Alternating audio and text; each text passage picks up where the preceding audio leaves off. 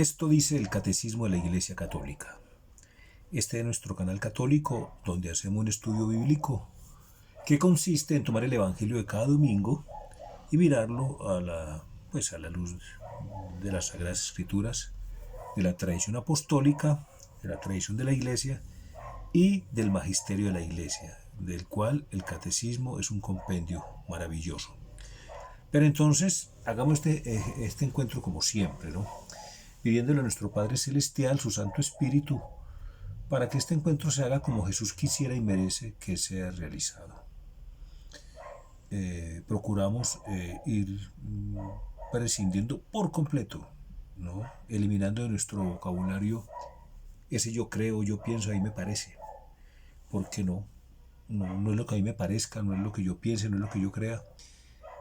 Es lo que está escrito. Es la palabra de Dios lo que está escrito. Es la doctrina de la Iglesia Católica que no puede cambiar. Bien, Espíritu Santo, ilumínanos y santifícanos. Espíritu Santo, ilumínanos y santifícanos. Espíritu Santo, ilumínanos y santifícanos. Vamos a leer el Santo Evangelio del próximo domingo. Es Marcos capítulo 10, versículo del 32 al 45. Lectura del Santo Evangelio según San Marcos. Gloria a ti, Señor, por la señal de la Santa Cruz de nuestros enemigos. Líbranos, Señor, Dios nuestro, en el nombre del Padre, y del Hijo, y del Espíritu Santo. Amén. Iban de camino subiendo a Jerusalén, y Jesús marchaba delante. Ellos estaban sorprendidos, y los que le seguían tenían miedo. Tomó otra vez a los 12 y comenzó a decirles lo que iba a suceder. Ya veis que subimos a Jerusalén, donde el Hijo del Hombre será entregado a los sumos sacerdotes y a los escribas. Lo condenarán a muerte y lo entregarán a los paganos. Se burlarán de él, le escupirán, le azotarán y lo matarán. Pero a los 3 días resucitará. Se acercaron a él Santiago y Juan, los hijos de Zebedeo, y le dijeron: Maestro, queremos que nos concedas lo que vamos a pedirte. Él respondió: ¿Qué queréis que os conceda? Ellos le dijeron: Concédenos que nos sentemos en tu gloria, uno a tu derecha y otro a tu izquierda. Jesús les dijo: No sabéis lo que pedís. ¿Podéis beber la copa que yo voy a beber? ¿O ser bautizado con el bautismo con que yo voy a ser bautizado? Ellos respondieron: Sí, podemos. Jesús añadió: Desde luego que beberéis la copa que yo voy a beber, y también seréis bautizados con el bautismo con que yo voy a ser bautizado. Pero eso de sentarse a mi derecha o a mi izquierda no está en mis manos concederlo. Será para quien así esté dispuesto. Al oír esto, los otros 10 empezaron a indignarse contra Santiago y Juan. Jesús los llamó y les dijo: ¿Sabéis que los que son tenidos como jefes de las naciones las dominan como señores absolutos, y sus grandes las oprimen con su poder? Pero no ha de ser así entre vosotros, pues el que quiera llegar a ser grande entre vosotros, que sea vuestro servidor, y el que quiera ser el primero entre vosotros, que sea esclavo de todos. Que tampoco el Hijo del Hombre ha venido a ser servido, sino a servir y dar su vida como rescate por muchos. Palabra del Señor, gloria a ti, Señor Jesús. Muy bien, este Santo Evangelio tiene 3 grandes momentos, ¿no? El tercer anuncio de la pasión, la petición de los hijos de Zebedeo y, al final, los jefes deben servir. Vamos a nuestro primer momento, tercer anuncio de la pasión. Iban de camino subiendo a Jerusalén, ¿no? Repasemos un poquito, mire. El esquema de los 3 evangelios sinópticos, o sea, el de Marcos, Mateo y Lucas, digamos que es igual. Por eso se llaman sinópticos, porque son igual. Y el esquema es más o menos el siguiente. Una introducción que habla de de la infancia y nacimiento de Cristo, ¿no? Su bautismo y tentaciones en el desierto, ¿no? Luego sigue el ministerio público de Jesús en Galilea, ¿no? El ministerio público de Jesús en Galilea. Por lo general siempre empieza con ese versículo que dice: cuando arrestaron a Juan, Jesús se marchó a Galilea a predicar la buena nueva. Conviértanse y crean en el Evangelio, ¿sí? Porque claro, mataron a Juan, pues mataron, ya desapareció el último personaje del Antiguo Testamento, ¿no?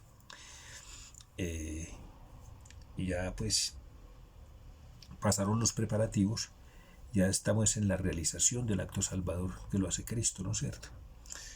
Bien, entonces el ministerio en Galilea. Después del ministerio en Galilea empieza ese viaje a Jerusalén, donde se van a dar los eventos de pasión, muerte y resurrección de nuestro Señor Jesucristo, ¿no? Y un último capítulo, pues, que es como un prólogo, pues, como una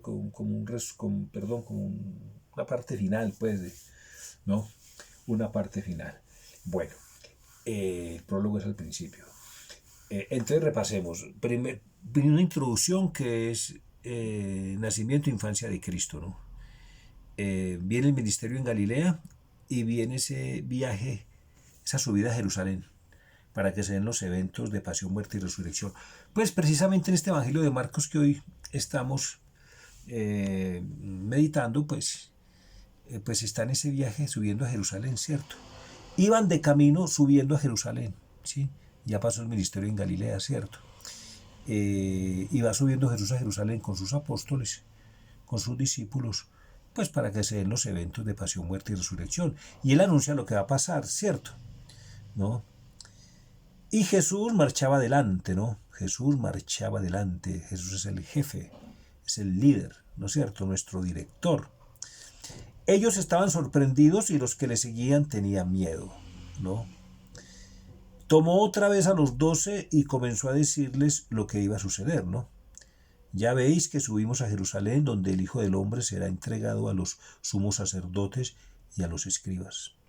Lo condenarán a muerte y lo entregarán a los paganos, se burlarán de él, le escupirán, le azotarán y lo matarán, pero a los 3 días resucitará. Fíjese ese elenco de desgracias, por decirlo de alguna manera, ese elenco de desgracias, esa lista de desgracias, ese listado de desgracias que Jesús anuncia aquí, ¿no? Tomó a los 12 y comenzó a decirles lo que le iba a suceder. Casi nada, miremos. Ya veis que subimos a Jerusalén, donde el Hijo del Hombre será entregado a los sumos sacerdotes y a los escribas, ¿no?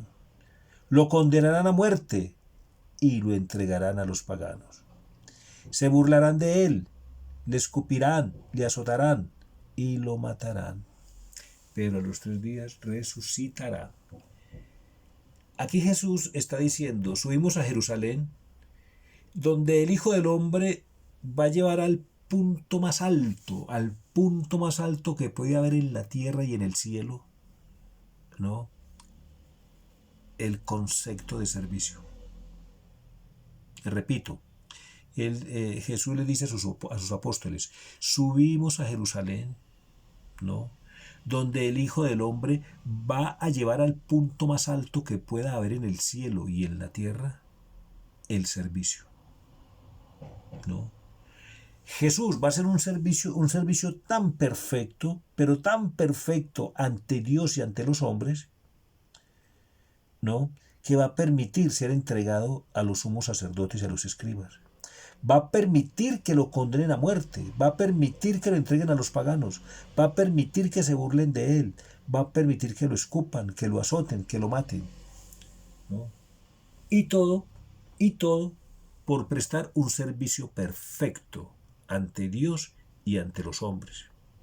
Como hombre sufre todas estas tragedias, ¿no?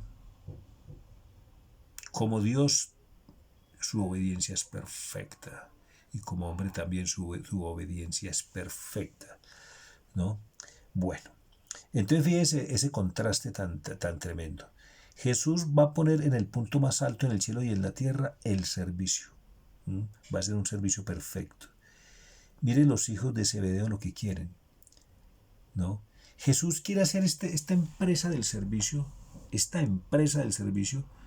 la quiere hacer divina. ¿Por qué? Porque la quiere hacer en la voluntad de Dios, en la voluntad divina, ¿no? Él va a usar su voluntad humana para hacer la voluntad divina. Los hijos de Zebedeo, que representan a la humanidad y los intereses desmedidos de los hombres, ¿no? Quieren hacer esta empresa, pero al modo humano. Quieren hacer esta empresa al modo humano. Fíjense que de alguna manera en los otros evangelios sinópticos citan a la mamá. La mamá de Jesús se acercó a Jesús a interceder por sus hijos y a hacer esta misma petición. O sea, haciendo como un lobby, como una campaña, ¿no?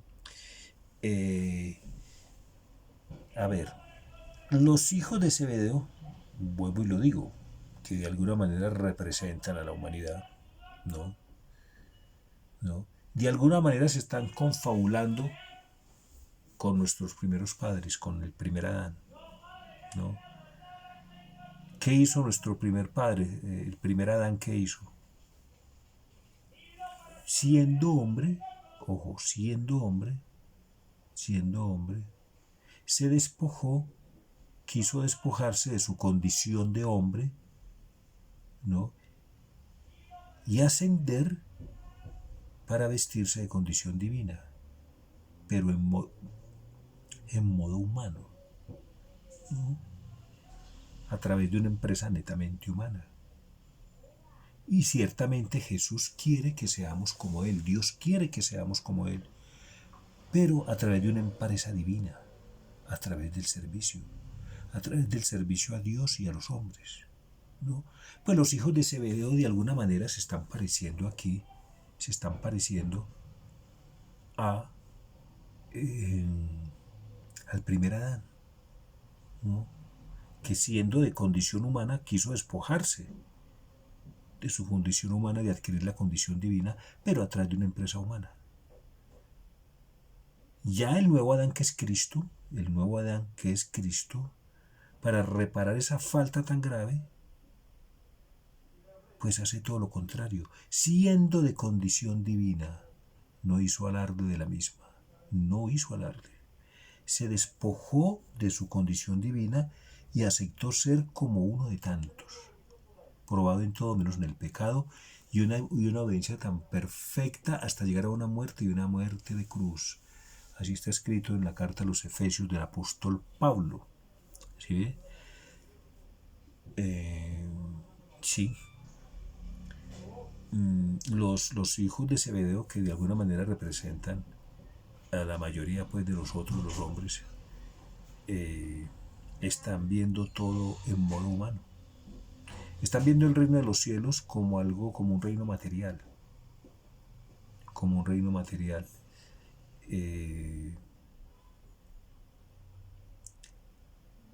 Y eso es lo que está pasando ahora en el mundo. Todo se está viendo en un plano material, ¿no? Ya prescindimos de esa parte sobrenatural, de esa parte divina, de esa parte misteriosa, ¿no? Hoy por hoy solo tiene valor lo que es explicable, lo tangible, lo que se puede ver y tocar. Me preocupa mucho que hoy por hoy se trabaja mucho y se predica mucho y se insiste mucho en el trabajo por la casa común. Pero se predica poco, se insiste poco en el trabajo por el reino de los cielos. Nos olvidamos de que nuestra patria es el cielo, como dice la canción de los peregrinos. Nos olvidamos que nuestra patria es el cielo. Y que el tiempo que vamos a permanecer aquí es muy corto, mientras que en el cielo es toda una eternidad. Y sin embargo estamos trabajando más por ese momentico acá en la tierra que por la eternidad en el cielo. Sí, porque mire, si ponemos cuidado, hoy en día la predicación no es cristocéntrica, sino antropocéntrica. Hoy en día se habla mucho en todo orden, no solo en el orden eclesiástico, sino en todo orden, se habla de mucha filantropía, se habla de mucha hermandad, de fraternidad, de convivencia, pero Cristo no está por ningún lado. Cristo no está por ningún lado. Y eso, entonces, ¿eso qué es? Masonería. Eso es pura masonería. Cuando Cristo no aparece por ningún lado, eso es masonería, ¿no? Entonces, hoy en día se está viendo todo en un modo muy material, muy material. Hoy en día cuenta únicamente lo material y lo explicable, ¿no? Lo sobrenatural no tiene espacio, no tiene espacio entre nosotros. Vamos al tercer momento. Los jefes deben servir. Pues Jesús acá está, Jesús está mostrando el poder, según él, ¿no? El poder, según Jesús, es la antítesis, pero la absoluta antítesis del poder en la tierra. Porque acá en la tierra el que se humille, humillado se quedó, y el que se ensalce, ensalzado se quedó. En Jesús no. En Jesús el que se humilla será ensalzado, y el que se ensalce será humillado. En Jesús el que se humille por el reino de los cielos, por el reino de los cielos, será ensalzado. ¿No? Y el que se ensalce, ¿no? Ante Jesús va a quedar humillado, pisoteado, ¿no? Mire cómo dice este tercer momento. Al oír esto, los otros 10 empezaron a indignarse contra Santiago y Juan. Jesús los llamó y les dijo: sabéis que los que son tenidos como jefes de las naciones las dominan como señores absolutos, y sus grandes las oprimen con su poder. Pero no ha de ser así entre vosotros. Pues el que quiera llegar a ser grande entre vosotros, que sea vuestro servidor. Sí, Jesús no es que Jesús nos está diciendo muy a las claras, ¿no? Si quieres ser grande, si quieres ser grande en el reino de los cielos, ¿no? Si quieres ser grande en el reino de los cielos, prepárate a ser pequeño acá en la tierra. Si quieres ascender en el reino de los cielos, prepárate a descender, ¿no? Que Jesús es muy claro. Jesús descendió hasta los mismos infiernos, ¿no? No que en la profesión de fe decimos fue sepultado y descendió a los infiernos. Claro. Hay que tener en cuenta que los infiernos no se refiere aquí al sitio de los condenados, que es una realidad, sino al sitio de los muertos, ¿no? Al sitio de los muertos. Jesús, cuando fue sepultado, bajó a este sitio a llevarle el evangelio y la buena nueva a los muertos, ¿no? Porque el servicio de Jesús era perfecto, era para todos. A Jesús no se le escaparon ni los muertos siquiera. Bueno, hay que tener en cuenta una cosa, miren. Hay que tener en cuenta una cosa. Es Jesús y su iglesia, ¿no? La iglesia es la humanidad entera. La iglesia es la humanidad entera. La iglesia es la nueva creación, ¿no? Y en la iglesia, pues hay una iglesia que ya es, y hay una iglesia que está en potencia de serlo, ¿no? Los hombres que no han entrado a la iglesia, pero que algún día van a entrar. O sea que es Jesús y su iglesia, ¿no? La iglesia es servidora de Jesús, la iglesia es servidora de Cristo, ¿sí? Porque el actuar de Cristo, ¿no? Jesucristo es el mismo ayer, hoy y siempre, ¿no? Jesucristo es el mismo ayer, hoy y siempre, ¿no?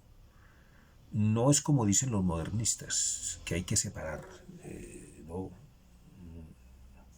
Una táctica de los modernistas es separar al Jesús histórico del Jesús de la fe, al Cristo histórico, al Cristo de la fe. No, es el mismo.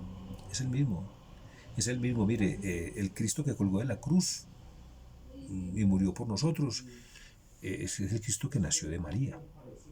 Ahora bien, el Cristo de la fe, el que aparece en los altares, que nace en los altares, es el mismo Cristo que nació en el seno de María, es el mismo ayer y siempre. Entonces, ¿cómo vamos a separarlo? Que el Cristo histórico, el Cristo de la fe. No, su santidad Pío X lo explica muy bien. Lo explica muy bien, que este es un argumento de los modernistas, ¿no? Sí, es una herejía. Eso lo veremos más adelante después con mucho detalle. vamos a terminar viendo el numeral 1069. ¿Por qué el numeral 1069? Si entendemos el significado de la palabra liturgia, vamos a entender una cosa, que Cristo es el único liturgo, es decir, el único que hace la liturgia es Cristo, el único liturgo, ¿no? Y la liturgia es obra de Dios, ¿no? Pero invita al hombre a tomar parte, es decir, a su iglesia. Entonces, ¿qué es la liturgia? Es la obra de Dios de la cual el hombre toma parte por una invitación especial de nuestro Señor. ¿Sí ve? O sea, es Cristo, es la obra de Cristo, de Dios y de la iglesia, que la iglesia es la humanidad. ¿Ok? Bueno, significado de la palabra liturgia, numeral 1069 del Catecismo de la Iglesia Católica. Dice, la palabra liturgia significa originariamente obra o quehacer público, ¿no? Servicio de parte de y en favor del pueblo. Ojo a lo que sigue. En la tradición cristiana quiere significar que el pueblo de Dios toma parte en la obra de Dios. Repito, en la tradición cristiana quiere significar que el pueblo de Dios toma parte en la obra de Dios. Por eso, cuando Jesús iba subiendo a Jerusalén, el pueblo de Dios, ¿no? el nuevo Israel, el nuevo pueblo de Dios, que es la iglesia, pues subía con él, ¿no? A tomar parte en la obra de Dios, ¿no? Que se hayan espantado y se hayan volado, pueden muertos del miedo, es otra cosa, pero la idea era esa. Fíjese que en los milagros es la obra de Dios, y Jesús invita al hombre a tomar parte en esos milagros. Por eso en la multiplicación de los panes invita a los apóstoles a que repartan el pan. ¿De acuerdo? Bueno, sigamos. En la tradición cristiana quiere significar que el pueblo de Dios toma parte en la obra de Dios.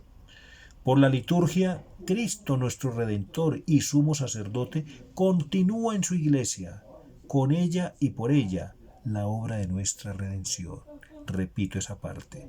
Por la liturgia, Cristo, nuestro Redentor y sumo sacerdote, continúa en su iglesia, con ella y por ella, la obra de nuestra redención. El mismo Cristo que multiplicó los panes, que anduvo con los apóstoles, que murió en la cruz, es el mismo Cristo que continúa, ojo, es el que continúa en su iglesia, con ella y por ella, la obra de nuestra redención. No es que hayan dos Cristos, ¿no? El Cristo histórico y el Cristo de la fe es el mismo, es uno solo. Es uno solo. Aquí lo dice muy claro. Por la liturgia, Cristo nuestro Redentor y sumo sacerdote continúa en su iglesia, con ella y por ella la obra de nuestra redención. ¿Sí? Bueno, ¿y qué es liturgia? Pues liturgia es celebración. Mire, liturgia, celebración y sacramento es lo mismo. Podemos hablar de la liturgia de la Eucaristía, podemos hablar del sacramento de la Eucaristía, podemos hablar de la celebración de la Eucaristía, ¿no? Bueno, sigamos al numeral 1070. Dice, la palabra liturgia en el Nuevo Testamento es empleada para designar no solamente la celebración del culto divino, es decir, la Eucaristía y los otros sacramentos, sino también el anuncio del Evangelio y la caridad en acto. O sea, que la liturgia designa esas tres cosas: la celebración del culto, del anuncio del Evangelio y la caridad en acto. ¿De acuerdo? En todas estas situaciones, o sea, en la celebración del culto, en el anuncio del Evangelio o en la caridad en acto, ¿no? En todas estas situaciones se trata del servicio de Dios y de los hombres, ¿no? En la celebración litúrgica, la iglesia es servidora. Ojo, en la celebración litúrgica, la iglesia es servidora, ¿no? Eso que iba a ser Cristo subiendo a Jerusalén, la liturgia, es la caridad en acto. No morir por nosotros es mucha caridad. Entonces los apóstoles, que es la iglesia, son servidores, ¿no? Por eso el descache, por decirlo así popularmente, el descache de los hijos de Zebedeo. Si la iglesia es servidora de Cristo, ¿Cómo le ocurre decir, venga maestro, colóquenos a nosotros uno a la izquierda y otro a tu derecha? ¿No? Y eso es lo que pretendemos hoy en día nosotros, ¿no? Miren la iglesia, queremos ocupar los primeros lugares y los más destacados, ¿no? En el grupo de lectores es muy dado ver en todas las parroquias. ¿Mm? Muchos de los lectores lo hacen de buena voluntad, pero muchos lo hacen para que los vean, pues, es decir, no sé, y así con los otros grupos y demás. Falta mucha humildad. Nos falta mucha humildad, nos falta mucha humildad. Repito, en la celebración litúrgica, la iglesia servidora a imagen de su Señor, el único liturgo. Cristo es el único liturgo, porque Cristo es el único sacerdote. Liturgo es sinónimo de sacerdote, ¿no? Liturgo es sinónimo de sacerdote. Dice, Cristo es el único liturgo, porque el liturgo es el que celebra la liturgia, y la liturgia la celebra un sacerdote, no un obispo o un diácono, ¿cierto? Porque si es el sacramento del bautismo, la puede hacer un diácono, o el sacramento del matrimonio, ¿no? Pero ya hay otros sacramentos que tienen que ser necesariamente un sacerdote, ¿cierto? Cristo es el único liturgo, del cual ella, o sea, la iglesia, participa en su sacerdocio, es decir, en el culto, en el anuncio y servicio a la caridad. Entonces mire pues cómo estos dos numerales del catecismo que hablan de la liturgia, resumiendo, ¿qué nos están diciendo? ¿Qué nos están diciendo? Tenemos que servir en la iglesia, o sea, tenemos que liturgizar nuestra vida, toda nuestra vida tiene que ser liturgia, ¿no? Porque somos iglesia no solamente mientras estamos en el templo, no, somos iglesia las 24 horas del día, los 7 días de la semana, los 30 días del mes, los 365 días del año somos iglesia, ¿no? Y como iglesia somos servidores del único liturgo que es Cristo, ¿no? Entonces, los gobernantes en la tierra son totalmente diferentes a Cristo, ¿sí? ¿Por qué? Porque Cristo busca el bien de todos, ¿no? Cristo busca el bien de todos. Así le toca dar la vida, ¿no? No, cuando un gobernante ha dado su vida por el pueblo, ¿no? Hoy por hoy es muy difícil, yo no creo que haya sobre la tierra un solo gobernante, yo no creo que haya en la vida un solo gobernante que realmente trabaje pensando en el bien común, ¿no? Ese es el gran engaño del comunismo, que nos quieren vender la idea de que van a trabajar por el bien común, la mentira más grande. Bien, hoy Jesús en este evangelio nos quiere hablar del valor del servicio, ¿no? Pero Jesús quiere que seamos servidores, ¿no? Pero no a nuestra manera, no. Si lo hacemos a nuestra manera, es un servicio, digamos, si hacemos el servicio a nuestra manera, es un servicio sin importancia, de medio pelo, sin valor, sin ninguna trascendencia. No, Jesús quiere que hagamos el servicio, pero como Jesús quisiera y merece que sea hecho ese servicio, ¿no? Y Él nos enseñó, si hay que dar la vida por un servicio perfecto ante Dios, ante los hombres, pues ¿qué vamos a hacer? Hay que darla, como Él lo hizo. Es que el mensaje de Él es muy claro, ¿no? Hay que servir en clave de Cristo todo el tiempo, y así estamos trabajando por el reino de los cielos, ¿no? Si trabajamos por la tierra, solo por la tierra. Si trabajamos solo en un plano material, o sea, por la tierra, ¿no? Pues no estamos haciendo nada, estamos perdiendo el tiempo. ¿Por qué? Porque es que el trabajar por el reino de los cielos necesariamente incluye el trabajar por la casa común, o trabajar por la tierra, pues, ¿no? El trabajar por el reino de los cielos implica, es decir, tiene implícito ahí el trabajo por el reino de los cielos. Por eso hay que hacer énfasis en el trabajo del reino de los cielos, y es lo que hoy en día no se hace, ¿no? En cambio, si hacemos énfasis en el trabajo únicamente por la casa común y acá en la tierra, ¿no? Pues eso no incluye el reino de los cielos, ¿no? En cambio está muy claro, si trabajamos realmente como tiene que ser por el reino de los cielos, eso necesariamente implica trabajar por la convivencia acá en la tierra, ¿cierto? Bueno, pidámosle al Señor que nos dé esa gracia grande, que nos dé esa gracia grande de servir a Dios y a los hombres, ¿no? Y que todo servicio que hagamos, desde el más indiferente, desde el más pequeño hasta el más grande, sea por Cristo, con Cristo y en Cristo. Porque si no lo hacemos así, estamos haciendo el mismo oficio de los masones. Los masones son servidores, pero a su manera, al margen de Cristo. No, nosotros somos cristianos, no masones. Entonces, sirvamos, pero por Cristo, con Cristo y en Cristo. Gloria al Padre y al Hijo y al Espíritu Santo, como era en el principio, ahora y siempre, por los siglos de los siglos. Amén. No olvidemos nuestra antífona. Protégeme, Señor, que me refugio en ti. Solo la Sagrada Eucaristía, únicamente la Sagrada Eucaristía, nos puede mantener a salvo de cualquier virus, ¿no? Y de cualquier mal que nos pueda suceder, ¿sí? Porque no existe, es imposible que haya un medicamento más fuerte, más potente, más poderoso, ¿no?, que la sangre de nuestro Señor Jesucristo, ¿no? El medicamento más potente que puede haber en el cielo y en la tierra es la preciosa sangre de nuestro Señor Jesucristo y su preciosísimo cuerpo, su santísimo cuerpo, ¿sí?